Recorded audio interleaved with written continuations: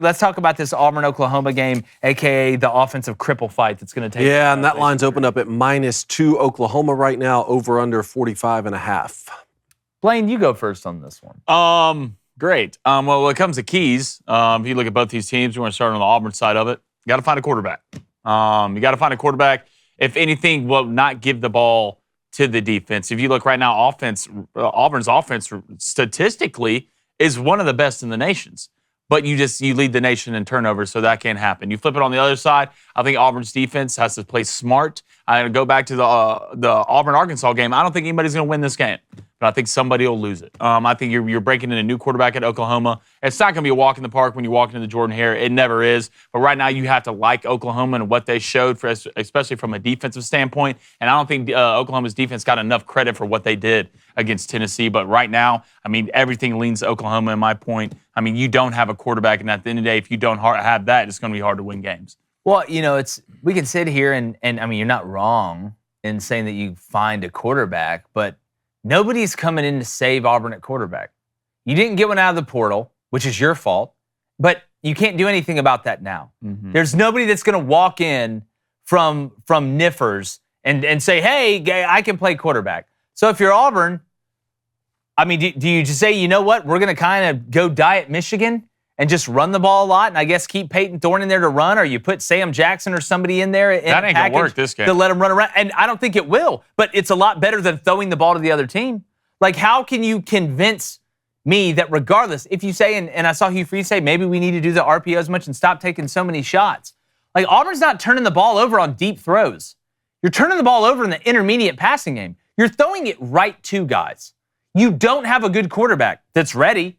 Walker White can be the best scout team quarterback in the world. Maybe you need to put him out there. If a guy's going to make mistakes, I would love a guy that actually has a chance to be a good player in this league to make those mistakes. Let him see Oklahoma and Danny Stutzman. Let him see Georgia. Let him see Bama. If you're going to go 4-8, I'd rather go 4-8 with a guy that maybe at the end of the day, in Walker White, can learn from it and has the ability to do it.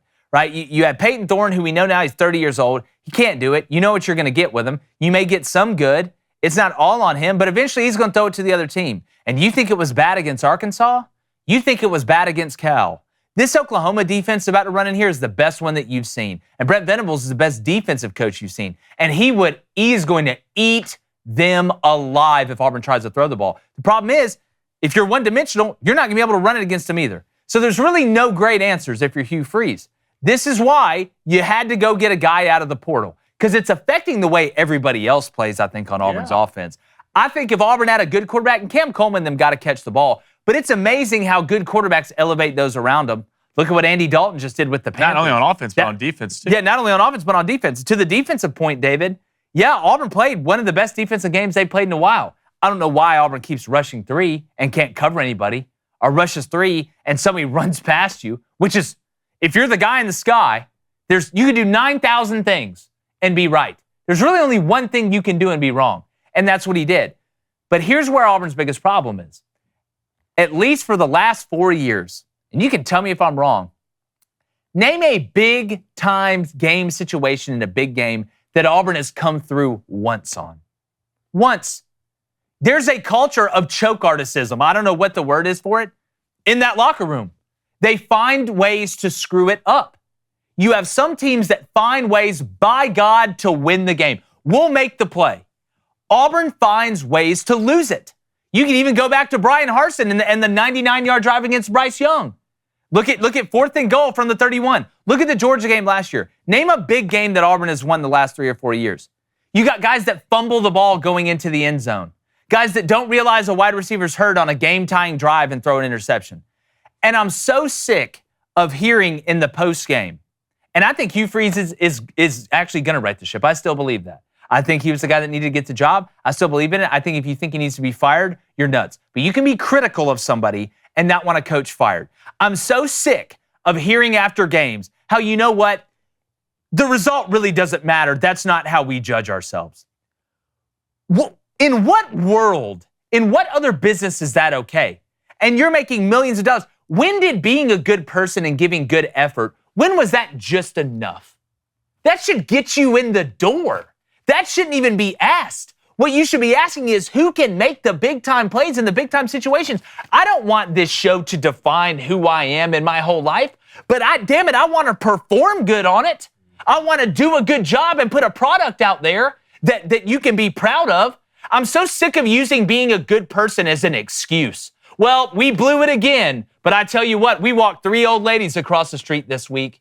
That's bullshit to me. That's a loser mentality to me, and that's why you can't make a play. That's great. You want to do all the charitable stuff you can. That's amazing. That is a great thing. And at the end of the day, there are things that are more important than sports. But you get paid millions of dollars. Players are getting paid hundreds of thousands of dollars to go perform. And using, we didn't play good, but I'm a good person as an excuse makes me want to throw up. You know who says that?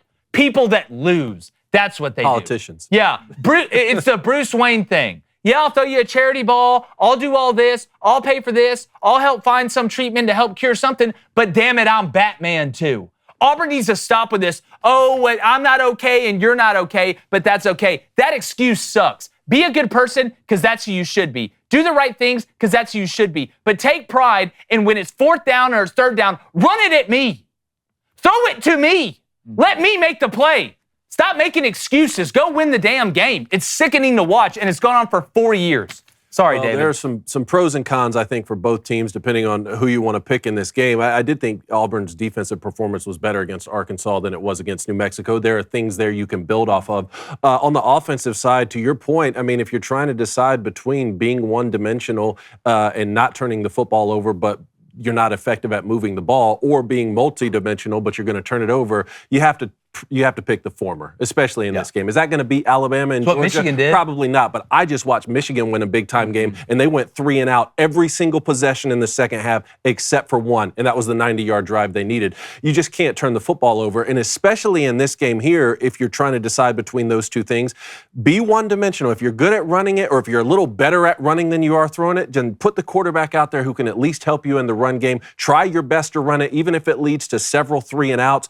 Don't turn it over, because there's going to be another quarterback who's coming in on Oklahoma's side where you can gain an advantage. Either Oklahoma goes back to Jackson Arnold, which this is going to be his first road game after getting benched, and he's going to Jordan. I think Hawkins will start. I think they're going to run Hawkins. Probably will, or it's going to be Michael Hawkins, who came in and played really well against Tennessee, but the same thing applies. True road game at Jordan-Hare, make it uncomfortable for him. Make it ugly. Make it a field position game if that's how you have to win. How much you think that Oklahoma-Tennessee game being so physical? Do you think Oklahoma got beat up, too. Yeah, a lot of injuries coming away from that game. Do you think Oklahoma's defense, from a stamina standpoint, from a physicality standpoint, do you think they'll be a little bit beat up and lesser, and that'll help Auburn? Yeah, I mean, every week, it's like you're picking up equity every single week, so you're taking all those hits. I mean, I don't know. I mean, what do you think from the Arkansas-Auburn side of things? I don't think, though. Look, that game was physical, but that Tennessee-Oklahoma game, that's peak physicality. That was, guys, the Auburn-Arkansas game was guys running into each other really hard. Mm-hmm. That Tennessee-Oklahoma game was, we don't have to go 5 yards apart and me run into you and catch you on the blind side or catch you running out of bounds or whatever. That was, I play left guard, you play the 3 technique. There's 1.5 yards between us. Oh my God, it's like 2 grizzly bears fighting. And then running sideline to sideline. I mean, there were some bone-crushing hits in that game because they're NFL players on the field. And I do quickly, before we get to the chat, I want to say one thing. I'm not saying that being, religious and being a good person is a bad thing or whatever. That's not what I'm saying. But if you just want to have good people that it doesn't matter about their performance, open up a daycare or a nonprofit. You are not being paid millions of dollars, and players are getting paid hundreds of thousands of dollars to go out there and put an unserious product on the field. And offensively, it's a clown show. It's not performance-based, Jake. Yeah, that is just, imagine that in any walk of life where you don't get paid millions of dollars. If nobody watched this show, I could be the most charitable guy ever. I could go up and down the neighborhood, handing out whatever, taking people's trash out, adopting every animal from the Humane Society, but I'm going to get fired. Like, this is the way the world works. Stop using that as a crutch. And that's what Auburn has been doing. And it needs to stop, because that attitude sucks. It's the worst. That should get you through the door. Being a good person, being a good teammate, giving good effort, Doing the right things should get you through the door, but you should have pride in your performance and be able to say, you know what? We're not doing a good enough job, and it has nothing to do with, well, I'm going to go home tonight and my dogs are going to love me. That's great. It's my job to provide. I want to be the best provider ever in what I do as a husband and as a father. And two things can be true at once. Auburn's got to get rid of that attitude. Hey, what's up, YouTube? Hey, do us a favor. If you hadn't hit that subscribe button, please do. We really appreciate you taking some time out of your day.